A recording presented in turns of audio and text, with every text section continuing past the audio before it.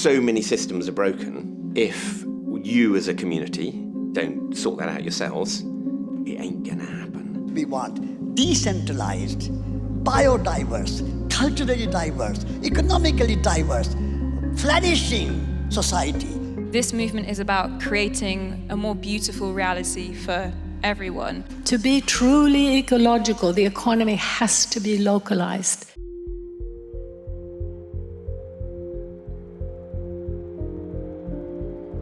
Humanity is at a crossroads. The choice is stark. Either we continue to deny reality and face inevitable ecological and social collapse, or we join the countless numbers of people on every continent who are forging a very different path. For thousands of years, our cultures were finely tuned to the infinite diversity of the natural world. The way we lived our lives and the stories we told reflected our deep spiritual connections with life around us. Our skills were born of an evolving dialogue with the sun and moon, with water, plants, and animals. Human life in sustainable balance with the rest of creation. But in recent times, we have lost our way. A man-made consumer monoculture has ruptured our sacred connections with Mother Earth, fooling us into believing that we can create something better than life itself. A toxic combination of speed, distance, and scale has made care and accountability obsolete, giving rise to a de facto corporate empire that now threatens the well-being of virtually everyone on the planet. These days, we just hear about more and more crises in the news, and we're all running faster and faster just to keep a roof over our head.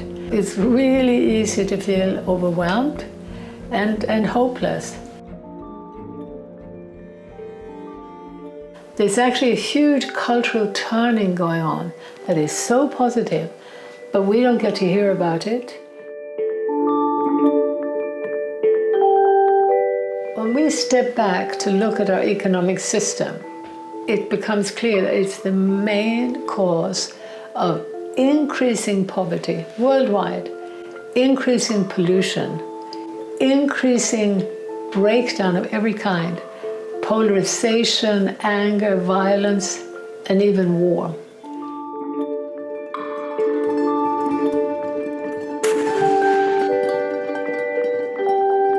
And we need to look at the fact that from the outset, the modern economy was actually created by global traders.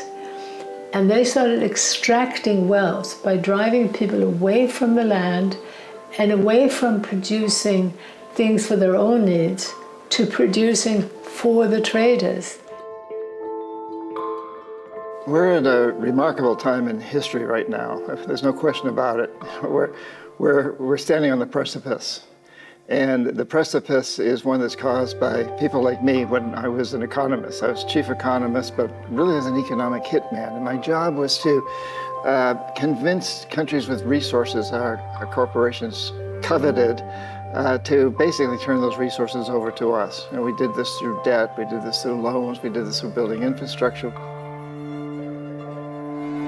The World Bank and the IMF were set up near the end of World War II to rebuild the economies of Europe. Later they began offering loans to poor countries, but only if they privatized their economies and allowed Western corporations free access to their raw materials and markets.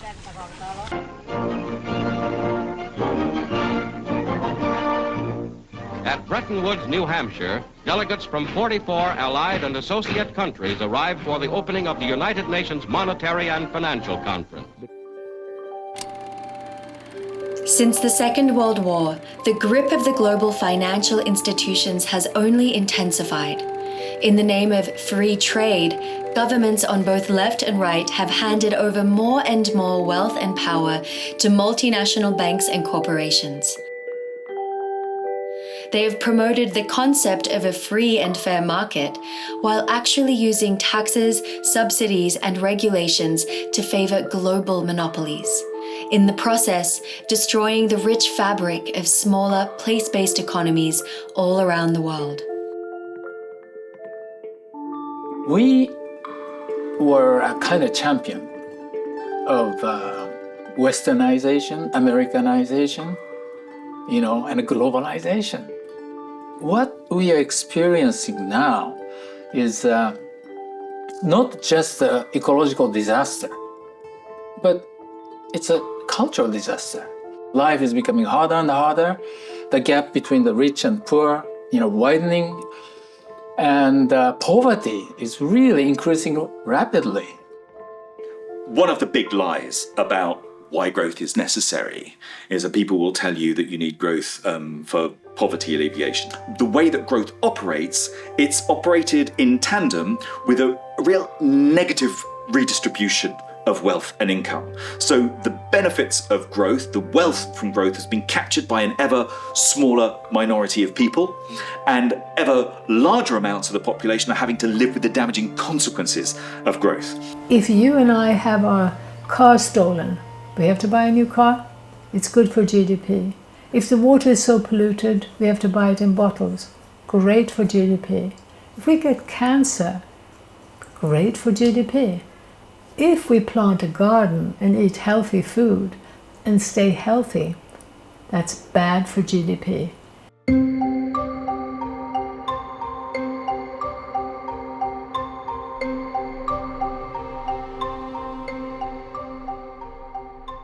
End goal of human life has become economic growth.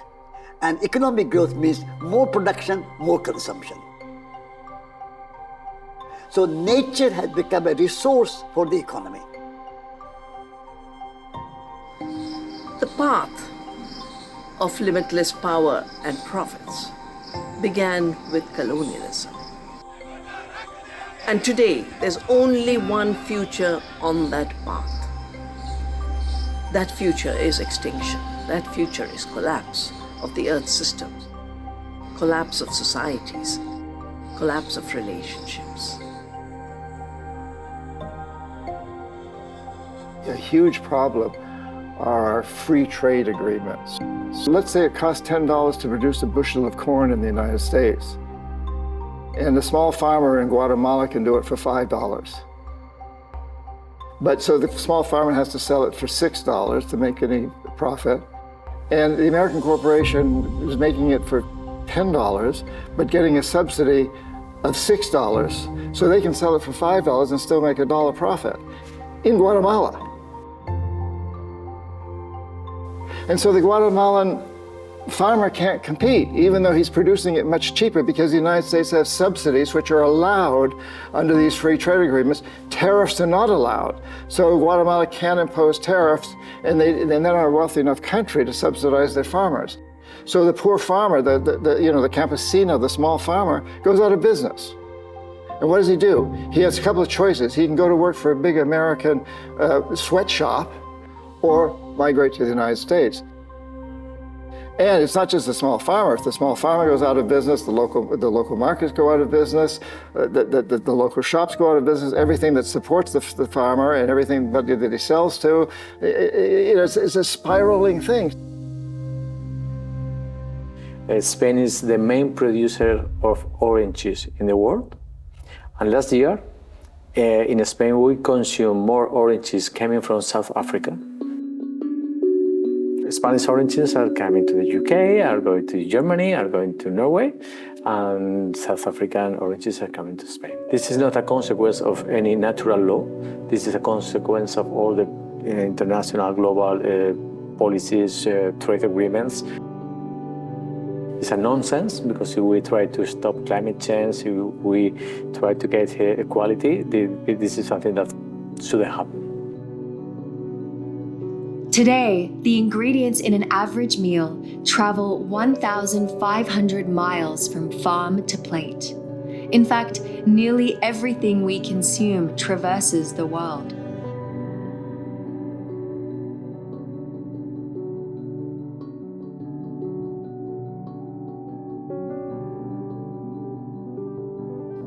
a vast network of ever larger ports, airports, and superhighways shuttle identical products back and forth, all courtesy of so-called free trade agreements. Agreements such as NAFTA and GATT gave rise to the dangerously volatile mix of a deregulated global financial market and digital technology. All the international maritime and air transportation, the emissions from this are not accounted by any country. Just think of all those vessels with all kinds of commodities from China to everywhere, from mining, with soy, with oil, with liquefied gas. Those emissions are nobody's emission, because one of the key assumptions of the climate policy is that you cannot harm trade. Governments are handcuffed, but they actually handcuff themselves by signing these treaties, as they said, that allows corporations to sue a government if the government passes a law that could, not even does, but could reduce profits. Worst of all, what court does it go to? It's a corporate court, right? It's not just a regular court of law. So the idea that you are, as a government, whose obligation should be to protect the health and the environment of your country and your people, are signing away your right to do so. Surely this can't be the case.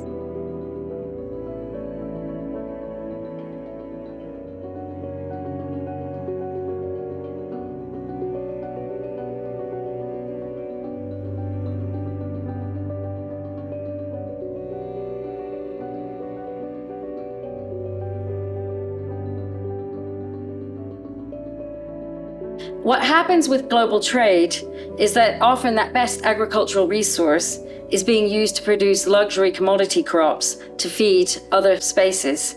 And those export crops often take away the resources from local communities that they need to be able to feed their own populations. It's a myth that countries across the global south need to have export markets in order to have economic development in their countries. What would be a better economic development model is to try and think about food sovereignty, and that the best agricultural resource in countries is there for countries to be able to produce food for themselves, and helping enable access to the land for small-scale farmers to be able to feed their local communities and to support their domestic food economies.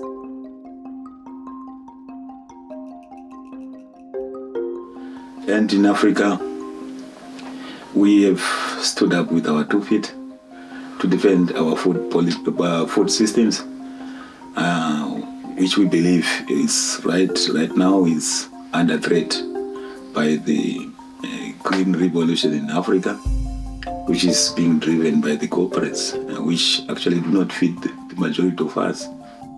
We are actually moving around in all the 54 countries in Africa with My Food is African campaign. My Food is African campaign is a campaign which is emphasizing that we need to eat food that is African, that is homegrown.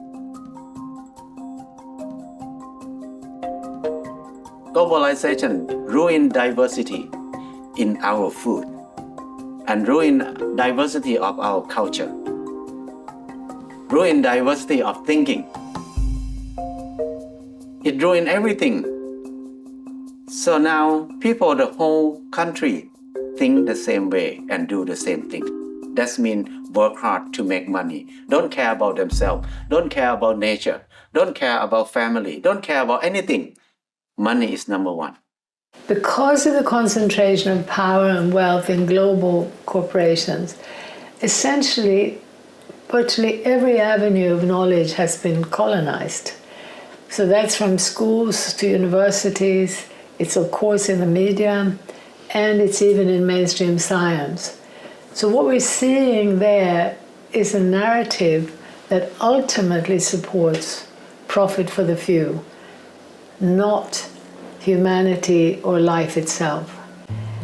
This colonization of the mind, this mind pollution, has taken many forms. Among other things, it still promotes this romanticized idea of an amazing, successful, happy consumer culture in the West. And it's being pushed on rural people around the world to make them feel backward and stupid. Right, I'd climbed all the towers that were promised to be highways to heaven, and they didn't lead to anywhere promising. And it was from those heights I started to notice the losses I had experienced, but couldn't even name at that point. See, to be educated where I come from is to be educated out of context. It's to be teased away from contextuality. It's to be decontextualized. So there was hardly any awareness of my language, my stories, the stories of my people. There's a saying, the white teacher who brought the pencil also brought the eraser. And so what's being erased? So we're told, as I said, our grandparents don't exist anymore. We're told that our territories, our lands don't matter. We're told that our hands and our bodies don't matter. We're told that our ancestors don't matter. The dominant education system is designed to destroy our connection to self and to place and to community. Education has just created me as a part of the system, like an agent for the system, and hasn't taught me social innovation and how to change the system and make the system better, or it just shows you how to maintain something that creates privilege for few.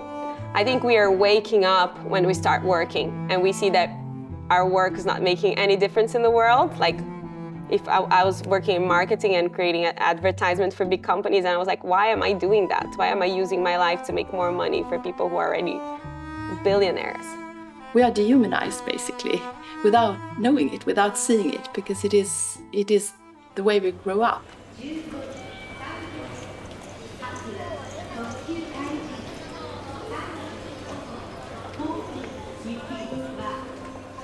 On the surface, everything is fine. It's well controlled by education system, media, and people still buy this, notion or illusion that everything's working all right.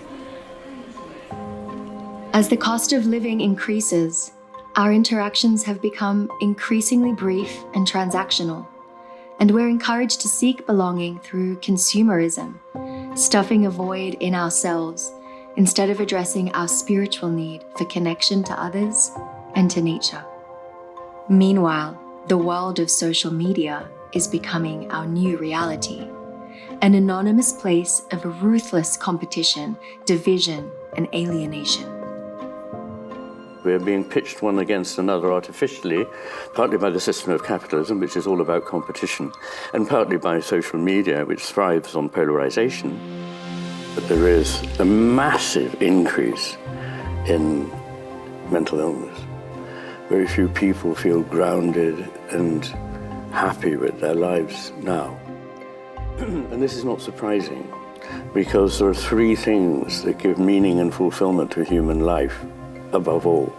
One is belonging to a stable, secure community in which you feel you belong, where you know you can trust, where you share values, where you can open your doors to people and share your lives with them. The second is the relationship with the natural world.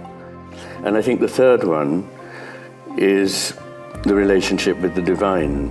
We're going through this spiritual crisis. Our children are harming themselves, or isolating themselves. They kill themselves,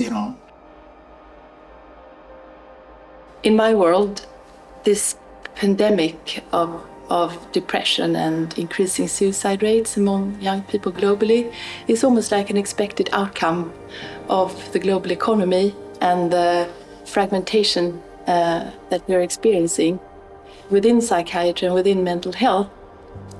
There's been almost like an effort to isolate this problem from the meta-crisis and almost kind of put the blame back on the individual and say, what's wrong with you? And then how can we fix you?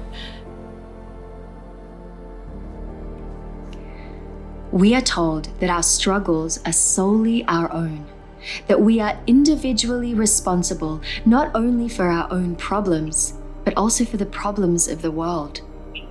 But the reality is that the multiple crises we face are systemic. climate change, the breakdown of democracy, our own depression and anxiety can all be traced back to the same root cause: an economy almost wholly divorced from the living world. Localization is about moving in exactly the opposite direction of the globalizing path. It's a process of rebuilding the systems of human interdependence and community, and our interdependence with the living world on which we depend. It's about creating more accountable, more visible systems so that we're not trapped in a world where we can't even see the impact we have on other people or on the natural world. It's a coming home to the way that we evolved. For most of our time on this planet, that's how we lived. And it meant that young and old were deeply connected, were supporting each other through their entire life.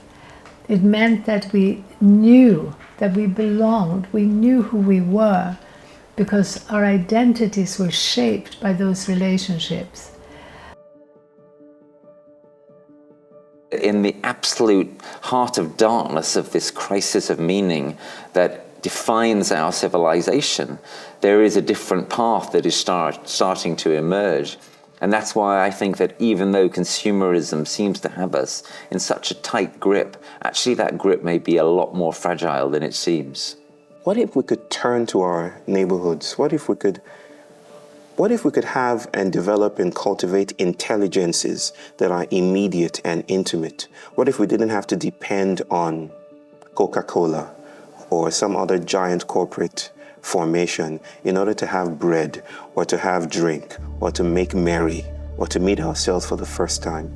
There is this deep yearning, the deep longing for connection to community, to come out of our isolated homes into a place where we feel like we belong. If we go further back into understanding how to be in the flow of the cycles of time, the natural cycles of nature, then we may have true progress as opposed to this artificial progress, which is progress towards destruction.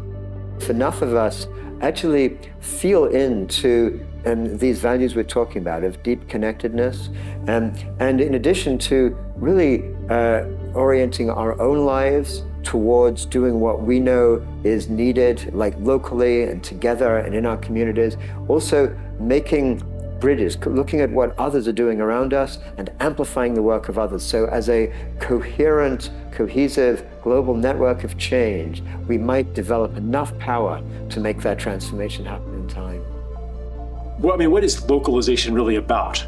It's about increasing the density and the complexity and the richness of local connections, with people and places and beings, plants, animals, water, air, like all of the things that create a place. We all need to be rooted in a place. So our economy has to be rooted in a place. Our politics has to be rooted in a place. If we are changing the systems of our basic needs, meaning that if we change the way we produce and consume and distribute things like our food, but also energy, also transport, doing that, we can develop pathways towards much more healthier and fair communities and through that society. If we want to create a better future, we need to first remember our past. We are not a cancer on the planet. We have the potential to be a regenerative keystone species, as was said. And the truth is, none of us would be here if, for the long arch of our journey as a species, we had not been gardeners and careful tenders of the ecosystems and the bioregions that brought us forth. La relocalización es el camino en el cual nos tenemos que dirigir todos a nivel mundial, que eso es lo que está pasando, es la respuesta a la crisis de un sistema político, económico que no funciona. La relocalización es una respuesta que se está dando en todo el mundo, en muchas regiones campesinas, indígenas, urbanas, en muchos lugares.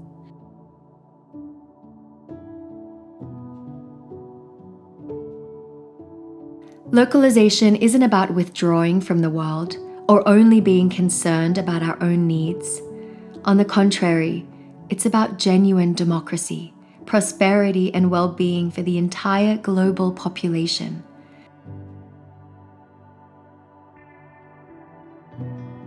We actually can't have localization if global power structures are invested in a corporate state nexus that's sole job is to undermine our livelihoods, our life force, our well-being.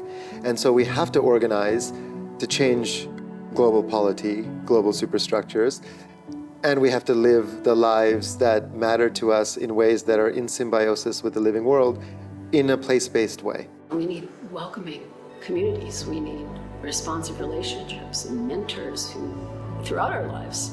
And we need play and nature, immersion and connection and healing practices to get us back in balance with one another, with ourselves, with nature. And so it is a restructuring issue, and I think it fits very well with localization. Once people wake up to the fact that in the name of growth, we're all poorer, we're going to have a very powerful movement that will insist that we no longer measure progress through GDP, that will insist that we now start regulating and taxing the global corporations. We also need to be demanding a decentralization in terms of economic power from the nation state to the region and to the local level. That decentralization would mean the ability to tax and subsidize at the local level. The ability, the ease to also support and invest in your local businesses and communities. If we don't have economic power, we don't have political power. So we really want to encourage the decentralization of the economy as a priority. And with that comes the decentralization of real political power. We've demonstrated that we can change not just economic policy, but the layout of our towns and cities, that we can revalue the kind of work that people do and shift economic purpose, change what companies are producing almost overnight when the will is there. There's so many things we can do, but one thing is nurture local businesses and get all of the additional benefits of local business, which include more income, more wealth, more jobs, better environmental protection, better civic participation, more public health from better food.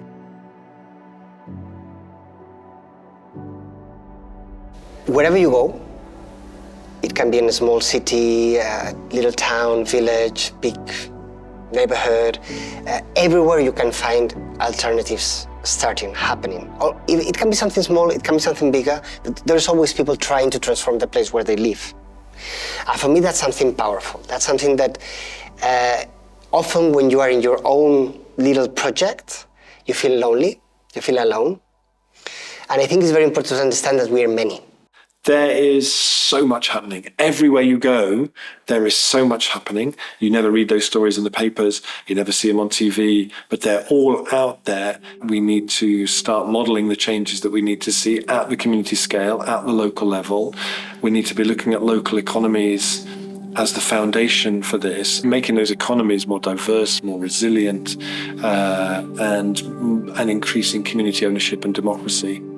We should feel so blessed to be alive at this time because we have a tremendous opportunity to really change things, to do something that's never been done in history. There have been a lot of empires that have collapsed. All of them have collapsed, and this one's collapsing, but we have an opportunity to turn not this empire, but to turn our vision of the world that creates empires at all into a very different vision.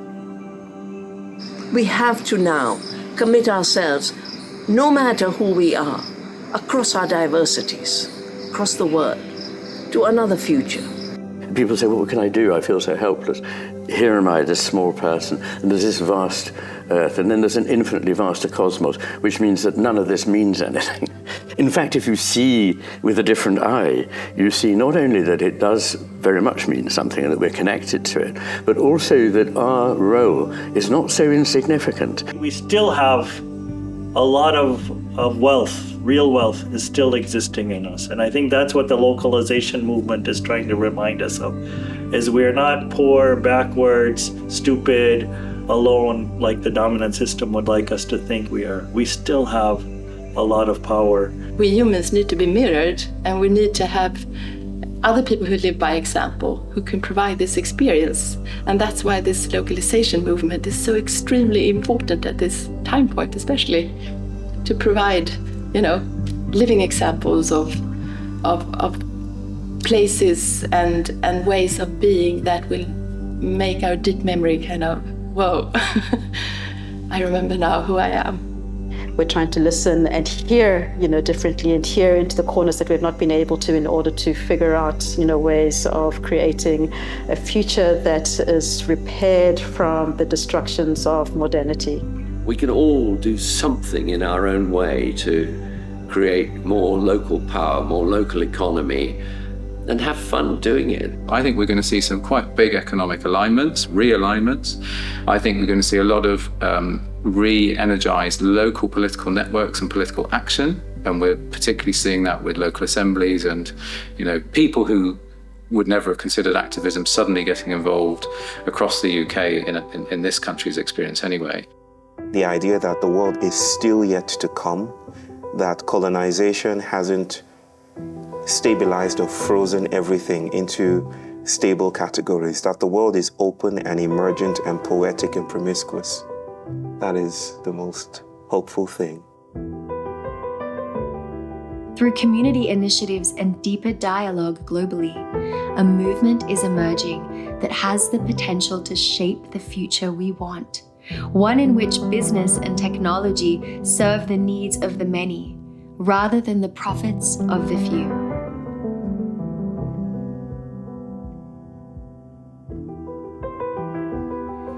Join us in this worldwide movement.